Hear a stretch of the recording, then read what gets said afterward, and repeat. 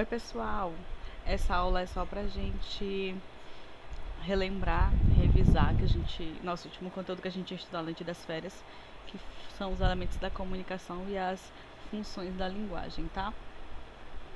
Então vamos lá, o que são esses elementos da comunicação? Quem escolheu esses elementos? Como eu já falei pra vocês, foi um linguista russo chamado Roman Jakobson. E aí ele dizia que esses elementos, esses 6 elementos, que ele disse que estariam em todas as comunicações. Todo tipo de interação humana teria mais ou menos essa estrutura e esses elementos. E aí toda interação humana também teria uma finalidade específica, e aí que seriam as funções da linguagem. Então, cada interação humana ela tem uma função, ela tem uma intenção e também está relacionada a esses elementos. Então, quais são esses elementos que o Jacobson elencou? Emissor, receptor, ou seja, quem fala e quem recebe. Dependendo do tipo de interação, eles podem trocar de lugar. Então, quando esse emissor e esse receptor trocam de lugar, a gente pode também chamá-los de interlocutores. Nesse vídeo, por exemplo, eu sou a emissora e vocês são os receptores. Entretanto, se nós estivéssemos em uma aula presencial, eu ia perguntar a opinião de vocês e tudo mais, vocês iam me responder imediatamente. Então, nós estaríamos trocando de lugar. Nós seríamos interlocutores. Tem também o canal, que é o meio físico usado para transmitir a mensagem, a comunicação.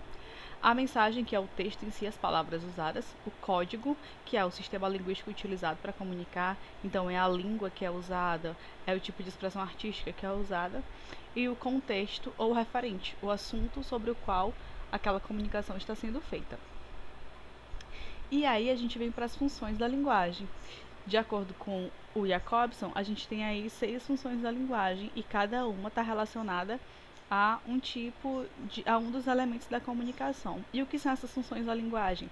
Cada vez que a gente faz uma comunicação, a gente tem um objetivo, a gente tem uma intenção.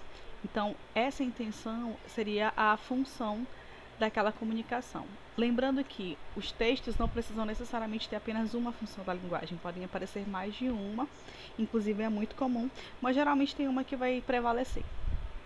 Vamos começar pela função emotiva, que ela é centrada no emissor, ou seja, ela tem o objetivo de, quando um texto tem o objetivo de expressar as emoções, as opiniões do emissor, da pessoa que está falando, quando esse é o principal objetivo daquele texto, a gente tem a função emotiva ou expressiva.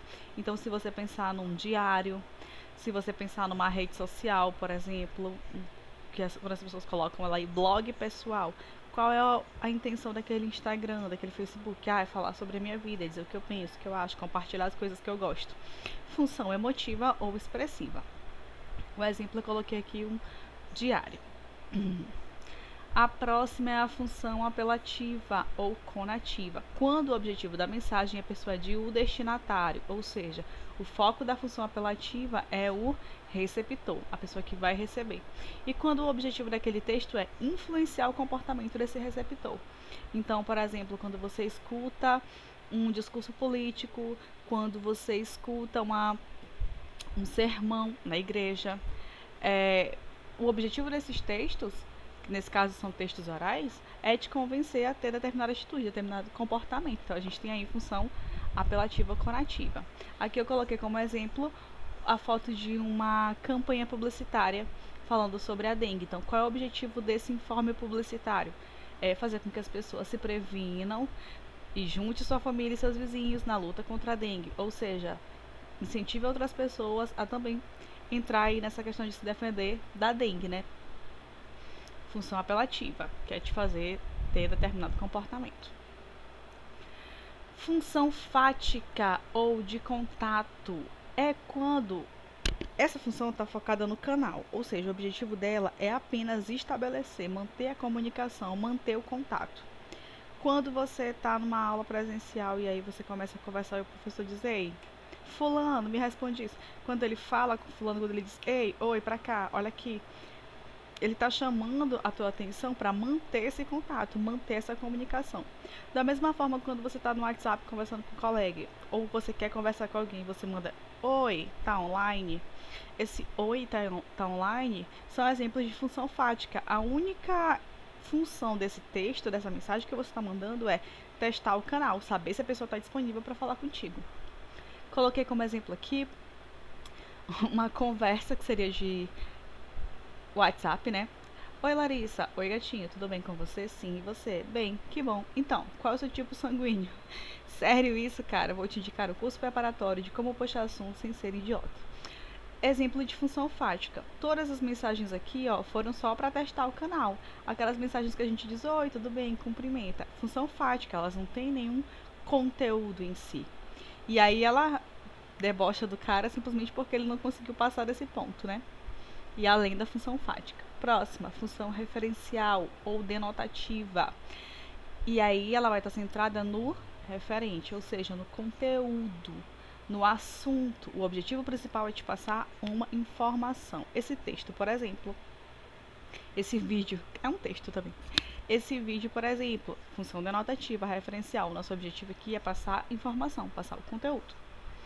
Exemplo, coloquei aqui um exemplo de notícia, um jornal. O objetivo dessas notícias são apenas passar informação.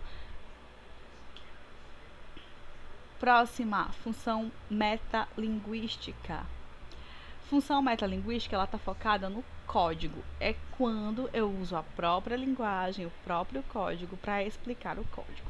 Então, essa aula é em língua portuguesa para explicar alguma coisa sobre que está relacionada à língua portuguesa. Exemplo de função metalinguística.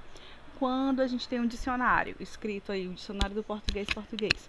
Então, eu tenho palavras em língua portuguesa explicando o significado de palavras da língua portuguesa. Então, nós temos a função metalinguística. Quando a gente tem um vídeo de making of do filme. Então, é um filme explicando como faz um filme, explicando os bastidores de um filme. Isso é função metalinguística, o código falando do próprio código. Coloquei aqui como exemplo um quadrinho, que seria uma tirinha, né? O cartunista pós-moderno é o título. Apresenta, pela primeira vez na história, uma tira em cubinhos. Então ele faz uma ironia, né? Que são quadrinhos, porque é em 2D, e aí ele dá uma tridimensionalidade para a tirinha e ela não é mais em quadrinhos, ela é em cubinhos. Então essa coisa do código, né, de uma história em quadrinhos, debochar, ironizar e falar sobre o próprio quadrinho é um exemplo de função metalinguística. E por último, a função, mas não menos importante, a função poética, onde o foco está na mensagem em si, ou seja, na escolha de palavras que eu faço para colocar naquela mensagem. Eu não tenho como objetivo passar uma informação ou te convencer de nada. Eu quero apenas fazer você fruir, ou seja, você desfrutar daquilo. Todo texto literário vai ter função poética, um romance, um poema, uma música, porque o objetivo é de fazer fruir, dar um efeito estético sobre a linguagem, né? E aí eu coloquei aqui um texto do Arnaldo Antunes, chamado O Amor. E você vai perceber que ele faz uma pontuação diferente, ele faz as palavras terem multissignificados. Isso é exemplo de função poética, é você focar, usar as palavras para causar esse efeito estético, ok? Essa é a nossa revisão e até a próxima aula.